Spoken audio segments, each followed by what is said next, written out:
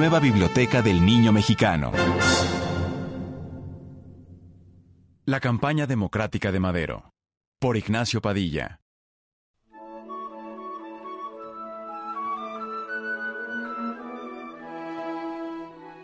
Francisco I. Madero nació en Coahuila, en una familia de algodoneros bastante ricos. Fue un niño callado y enfermizo. Era bajo y tenía una gran cabeza. Un día, mientras jugaba a la ouija, un espíritu le dijo que sería presidente de la República. Francisco se tomó aquella profecía muy en serio. El joven Francisco estudió en los Estados Unidos y en Francia. Allá conoció la importancia de la democracia norteamericana, se enamoró de las ideas francesas sobre la igualdad entre los hombres y mejoró sus artes para comunicarse con los espíritus. Luego volvió a México para administrar una de las haciendas de su familia. Fundó escuelas, escribió en periódicos, se casó, modernizó la agricultura de su región y hasta se dedicó por un tiempo a la medicina. Era un hombre inquieto y apasionado. Poco a poco se fue interesando por la política y acabó por convencerse de que allí podía encauzar su energía para cambiar las cosas que no le gustaban de su país.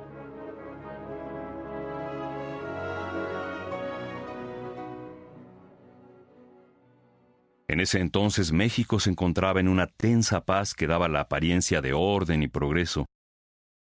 Durante 30 años, el general Porfirio Díaz había dirigido un gobierno unipersonal y centralista.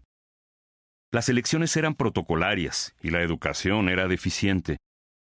El país había sido pacificado después de numerosas guerras y había progresado económicamente a costa de represiones y de una enorme desigualdad social. El dictador finalmente había envejecido y el país necesitaba con urgencia renovarse.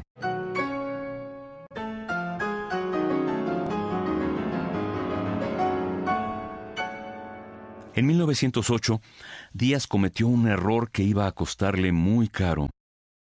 En una entrevista con James Krillman, reconoció que el pueblo mexicano estaba al fin listo para elegir a sus gobernantes sin el peligro de una revolución. Aquello fue como patear un hormiguero. De pronto, las opiniones del viejo general estaban en todos los periódicos del país. Muchos pensaron que Díaz se estaba preparando para dejar el poder, de modo que comenzaron a organizarse para participar en las elecciones de 1910. Madero no creía que Díaz dejaría el poder sin más ni más. De cualquier modo, entendió que había llegado el momento de cambiar en el país. Comenzó por escribir el libro La sucesión presidencial en 1910, donde explicaba por qué era importante que el país entrara pacíficamente en una nueva época de verdadera democracia. Opinaba que era urgente mejorar la educación, terminar con el maltrato a los indios y a los trabajadores, depender menos de Estados Unidos y estar más cerca de los países latinoamericanos. Al final de su libro, Madero hacía dos preguntas. ¿Estaba México verdaderamente preparado para la democracia? Madero pensaba que sí. ¿Estaba el gobierno de Díaz dispuesto a tolerar que el país fuera democrático? Madero temía que no. Por eso invitaba a todos los mexicanos a unirse en un solo partido que tuviera como principios la libertad, el voto libre y la no reelección. La idea de Madero era buena y urgente, pero otros se le habían adelantado. Hombres cercanos a Díaz también creían llegar a su oportunidad para ocupar el lugar del dictador y estaban trabajando para conseguirlo. Algunos políticos de ideas liberales se unieron para formar el Partido Democrático y apoyar al general Bernardo Reyes. Madero se interesó por ellos, pero le preocupaba que estuvieran tan divididos y que algunos de sus miembros fuesen demasiado cercanos al gobierno como para lograr algo importante en las elecciones. Por su parte, hombres aún más próximos a Díaz habían formado el Partido Reeleccionista. En ese panorama parecía imposible que Madero alcanzara su sueño de que todos los esfuerzos democráticos se unificaran en un solo partido capaz de terminar con los deseos del dictador de perpetuarse en el poder. Madero no se dio por vencido. Pronto entendió que el Partido Democrático era débil y que Díaz no tardaría en destruirlo. De modo que siguió trabajando, distribuyó su libro, dio conferencias, artículos en los periódicos, habló con importantes personajes para convencerlos de que se unieran en un movimiento nacional. Un día, el general Bernardo Reyes abandonó su lucha y salió del país. Para entonces Madero estaba ya preparado para sorprender al dictador, que hasta ese momento no le había dado mayor importancia.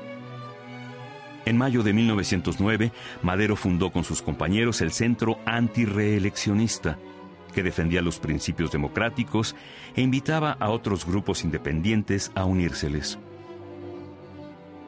Algunos reyistas del Partido Democrático comenzaron a unirse a Madero. En junio, fundó un semanario llamado El Antirreeleccionista, dirigido por el joven José Vasconcelos. Allí, Madero publicó el Manifiesto Antirreeleccionista.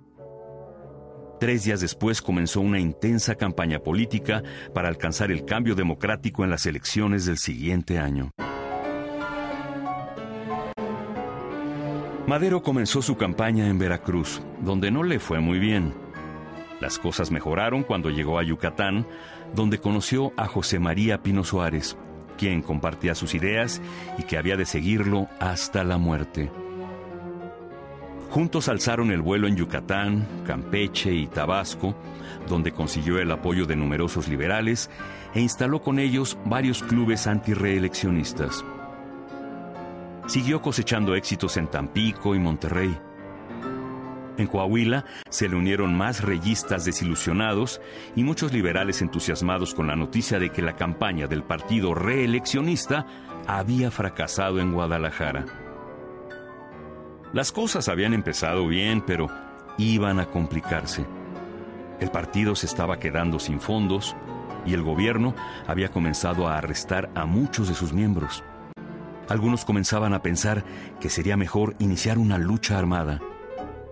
Madero tuvo que gastar su dinero en el financiamiento de la campaña para convencer a sus compañeros de que el cambio democrático aún podía obtenerse sin violencia. Aquel verano, Madero cayó enfermo y fue a curarse a Tehuacán. 5 semanas después, reinició su campaña. Cada vez lo recibían mayores multitudes y se instalaban en el país más clubes antirreeleccionistas. En la misma medida, crecían los obstáculos que le ponían las autoridades locales. Madero pasó la Navidad de 1909 en Guadalajara, donde lo recibieron 5,000 personas. Pasó después por Colima y Sinaloa. En Sonora convenció a los yaquis de apoyar su causa. Era evidente que su movimiento estaba creciendo a una velocidad inesperada. En Hermosillo, Madero enfrentó una fuerte oposición oficial. Ante el rumor de que pensaban asesinarlo, pasó a los Estados Unidos. Más tarde, volvió a México para terminar esa parte de su gira en Parral, donde el entusiasmo era tan grande que los comerciantes declararon feriado el día de la reunión. Madero regresó a su hacienda después de hablar con una multitud en Torreón. Aunque estaba exhausto, no tardó en continuar sus viajes por Durango, Zacatecas, San Luis Potosí y Guanajuato. Los éxitos y las persecuciones continuaron.